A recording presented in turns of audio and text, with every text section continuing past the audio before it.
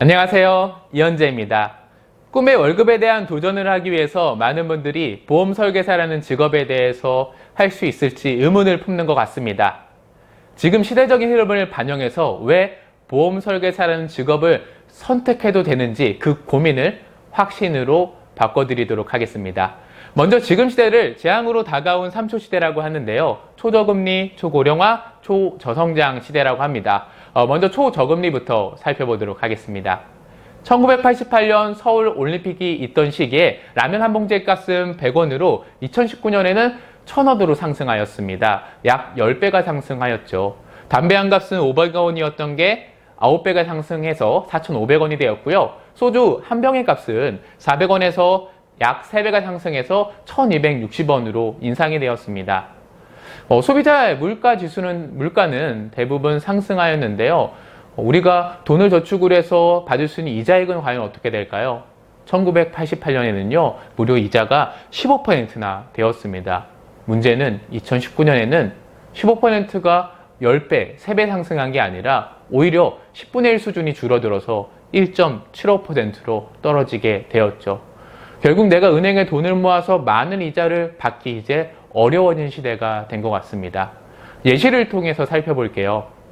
내가 10억이 있다고 가정을 하면은 은행에 예탁해서 1.75% 단리 이자로 과연 얼마나 받을 수 있을까요? 이 10억이라는 돈이 참 있었으면 좋겠지만 이 꿈의 돈이지만 한번 계산해 보도록 하겠습니다.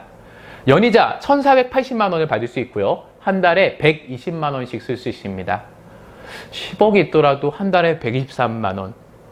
이 이자놀이에서 내가 생활하긴 어려운 것 같습니다. 결국 10억이 있더라도 이자만으로 평생의 소득을 만든다는 것은 어렵다라는 거죠. 그렇다면 내가 저축할 수 있는 100만 원 정도 수준으로 1년 동안 저축을 한번 해보도록 하겠습니다. 1.75% 단위로 이자 소득세는 15.4% 기준으로 계산해 보았습니다. 만기 이자액은 96,233원입니다. 나는 1.75%인 금리인 줄 알았더니 이렇게 이자액을 계산해 봤더니 1,200만의 원금 중에서 실효 수익률은 결국 0.8%밖에 되지 않죠. 결국 물가 상승률이 작년 기준으로 평균 1.5%인 것을 감안하면 나의 자산은 분명히 목돈은 만들었지만 이자로 인해서 뭔가 증가했다라고 보기는 어려운 것 같습니다. 결국 이 초저금 시대에 내가 30년 동안 꾸준히 100만 원씩 저축하더라도 저축한 원금 3억 6천이라는 돈은 큰 이자가 붙지 않겠죠. 그러면 그 3억 6천 원이라는 돈으로 집을 사면은 끝나고 그 뒤로 나는 아무것도 할 수 없다라는 겁니다.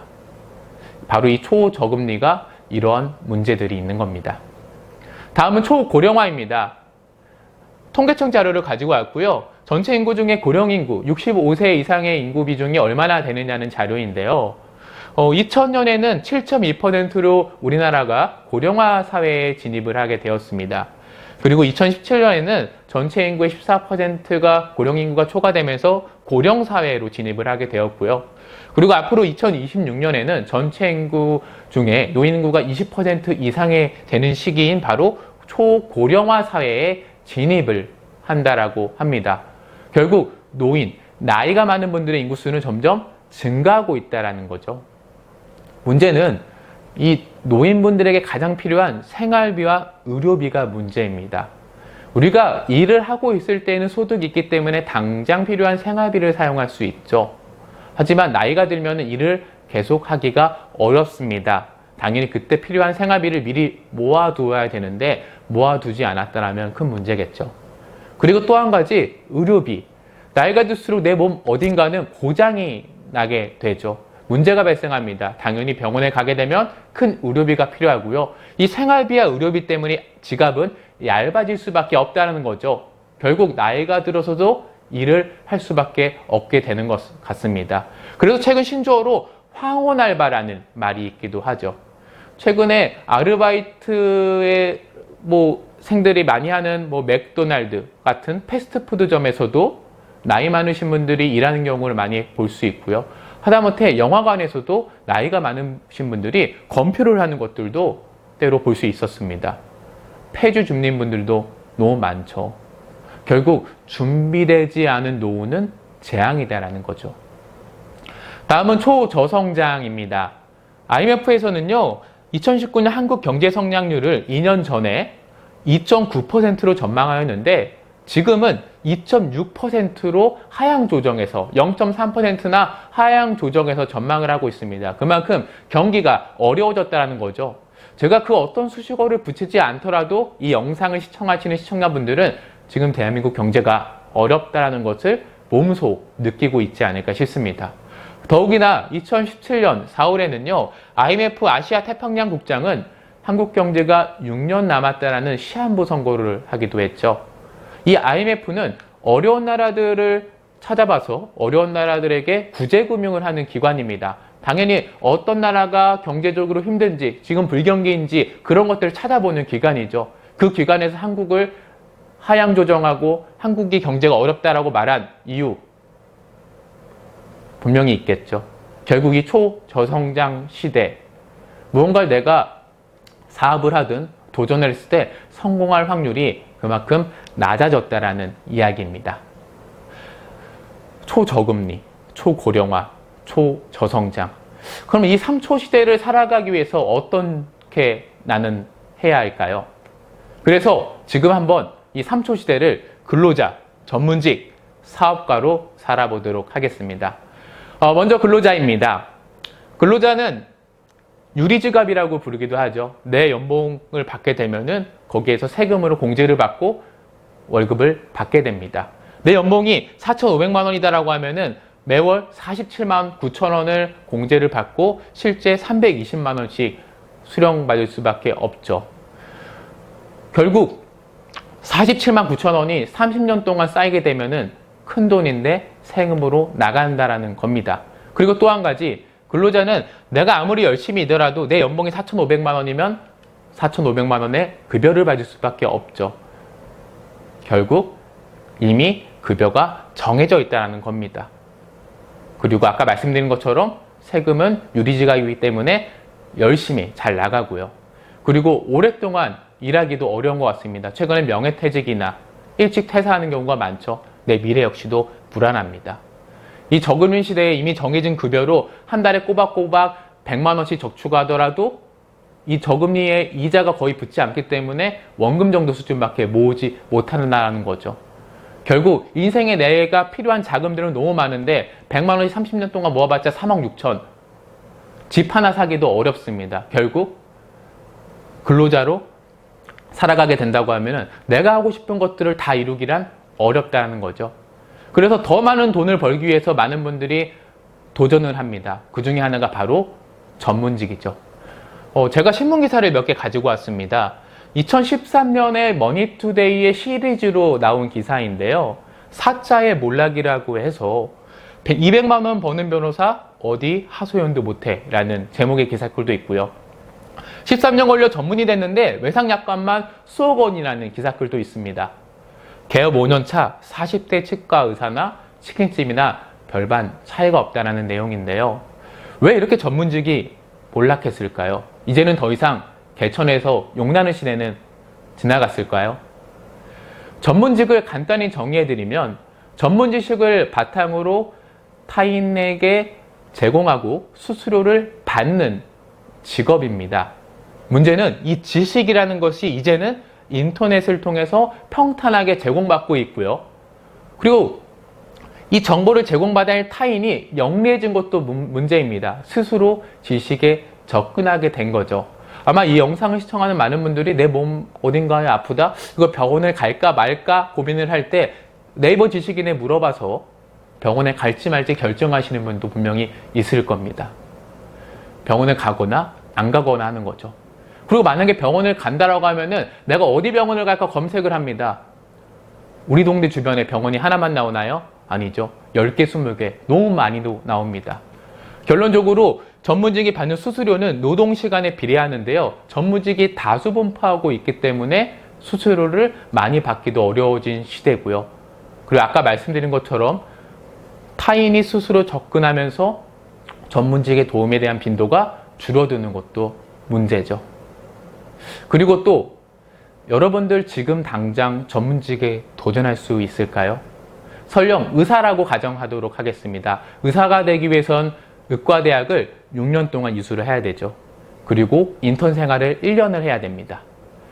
레지던트 생활을 4년을 하고요. 그래야 전민의가 되는데요. 이미 그렇게 해서 걸리는 시간이 도합 11년입니다. 문제는 의과대학을 가기 위해서 오래전부터 또 공부도 해야 되죠. 결론적으로 지금 내가 전문직을 도전한다는 것은 가능성이 매우 희박하다라는 겁니다. 그래서 가장 만만히 도전하는 게 어떤 것일까요? 바로 개인 사업이죠. 문제는 이 기사에서 말한 내용들이 문제입니다. 망할 줄 알면서 치킨집, 음식집 창업 이제 그만. 대한민국 많은 분들이 근로자들이 퇴직하면 가장 선호하는 직업이 치킨집 사장님이죠. 그냥 닭만 잘 튀기면 되는 줄 아는데 문제는 신경 써야 될 게 너무나도 많고 실제적으로 이런 창업을 하는 많은 분들이 지금 문을 닫고 있다는 게 문제입니다. 대한카스테라 점주의 눈물겨운 하소연, 4년 만에 갈 곳 잃은 푸드트럭 폐업 러시 왜? 여러분들 대한카스테라 사건 아십니까? 과거에 사람들이 줄을 막 서서 문전성시를 이뤘던 그 대한카스테라가 TV에서 안 좋은 내용의 보도가 하나가 되면서 순식간에 줄줄이 문을 닫게 되었죠. 그러면서 기억에 남는 인터넷 기사글이 하나 있었습니다. 그 어떤 근로자분이 퇴직을 해서 받은 퇴직금과 그리고 많은 대출을 받아서 이 대한카스테라 창업을 하셨나 봐요. 그리고 4인 가족이었다고 합니다. 문제는 매스컴에서 나왔던 그 내용 때문에 문을 닫게 되었고요. 그 점주님께서는 이런 글을 남겼죠. 앞으로 우리 4인 가족이 무엇을 먹고 살지 모르겠다라고요. 퇴직금까지 투자하고 결국 망하면서 남는 건 뭐밖에 없죠? 빚밖에 안 남았기 때문입니다. 개인 사업의 가장 치명적인 문제는요, 투자금이 필요하다는 겁니다. 문제는 투자금을 했지만 실패했을 때 그 리스크가 너무 크죠. 하루에 3,000명이 창업해서 2,000명이 폐업을 하는 이 시대이니까요. 그리고 접근성이나 미래성이 있는 아이템이 없다라고 하면 더욱이 성공하기 어렵습니다. 근로자라도 성공하기가 어렵죠. 당장 전문직 도전은 어렵습니다. 그렇다고 개인 사업, 돈도 많이 들고 혹시 잘못되면은 쪽박차는 그런 안 좋은 상황들이 펼쳐지는데요. 미래를 결정짓기 위해서 현명한 선택, 세 개 중에 어떤 게 나을까요? 저는 이 세 직업에도 답이 없다고 생각하고요. 바로 보험 설계사를 추천해 드립니다. 이 보험 설계사는 제가 앞서 말씀드린 초저금리, 초저성장, 초고령화 이 세 가지 팩트에 부합이 되고요. 그리고 여러분들이 사업을 통해서 성공하고 싶은 분들이 많으실 텐데 그 사업적인 성향도 가지고 있습니다. 하나하나 다시 한번 살펴보도록 하겠습니다. 먼저 초저금리 시대에 이런 내용 보신 적 있나요? 복리다 비과세다. 은행에 가면은 플랜카드로 붙어 있습니다. 복리 비과세 1억 만들기. 그런 대부분의 상품들은 은행 적금 상품이 아닙니다. 펀드 상품도 아니죠. 바로 보험 상품들입니다. 그리고 지금 기준금리 1.75%에 여러분들에게 3% 이상의 최저보증 이율을 제공해주는 금융상품이 있다고 하면 어떤 선택을 하시겠습니까? 그런 선택을 할 수 있는 상품들도 바로 보험 상품들입니다. 이 초저금리 시대에 고객님들이 선호할 수 있는 그런 내용들을 담은 게 바로 보험이라는 거죠. 다음은 초고령화 시대에도 합리적인 것이 바로 보험입니다. 노후용의 최고 금융상품이라는 거죠. 대한민국에서 죽을 때토록 종신토록 생활비를 지급해 줄 수 있는 상품은 국민연금과 그리고 생명보험에서 판매하는 종신형 연금밖에 없습니다. 당연히 최고의 노후상품이라는 거죠.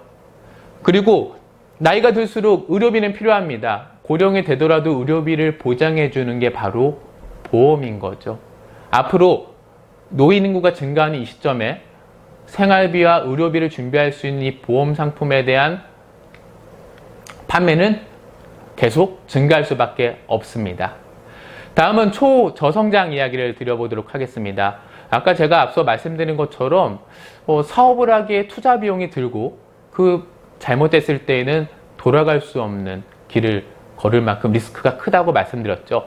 하지만 보험 설계사를 하는 데 있어서는 큰 투자 비용이 필요하지 않습니다. 고객을 만나기 위한 교통비 정도 수준만 있으면은 여러분들은 사업을 하는 효과를 가질 수 있는 거죠. 근로자는 내가 한 만큼 돈을 받는 게 아니라 정해진 급여를 받죠. 사업은 내가 열심히 일한 만큼 보상을 받을 수 있습니다. 보험 설계사도 마찬가지로 내가 열심히 일한 만큼 돈을 벌 수 있는데 투자 비용이 없다라는 것, 결국 리스크가 적다라는 거죠. 더욱이나 고객도 다양합니다. 만약에 여름에 팥빙 수집을 한다고 하면 잘 되겠죠. 겨울엔 어떨까요? 당연히 날씨가 추워졌기 때문에 고객들이 많이 안 올 겁니다. 보험은 그러면 어떨까요? 보험은 본디 건강한 사람들이 가입하는 게 보험입니다. 건강하지 않았을 때 보상을 받기 때문이죠. 하지만 최근에 보험은 건강하지 않더라도 유병자 보험이라고 해서 가입을 시켜드리고 있죠. 결국 건강한 사람이든 건강하지 않은 사람이든 누구나 고객이 될 수 있다는 겁니다. 그리고 아이템도 다양합니다. 많은 보험사에서는 서로 경쟁을 하면서 좋은 상품들을 꾸준히 내놓고 있죠. 최근에는 90세까지 가입한 고령이 가입할 수 있는 그런 보험 상품도 나왔습니다. 아이템도 참 다양하다라는 거죠. 결론적으로 성과에 대해서 충분한 보상을 받을 수 있는 이 보험 설계사라는 직업, 내가 손해볼 거 없기 때문에 열심히 노력만 한다고 하면은 여러분들은 꿈의 월급에 누구나 도전할 수 있지 않을까 싶습니다. 지금도 여러분들께서 보험 설계사에 대한 도전을 망설이신다고 하면 전혀 고민하지 마시고요. 지금 당장 여러분들의 시간만 투자해서 꼭 성공하셨으면 좋겠습니다. 시청해 주셔서 고맙습니다.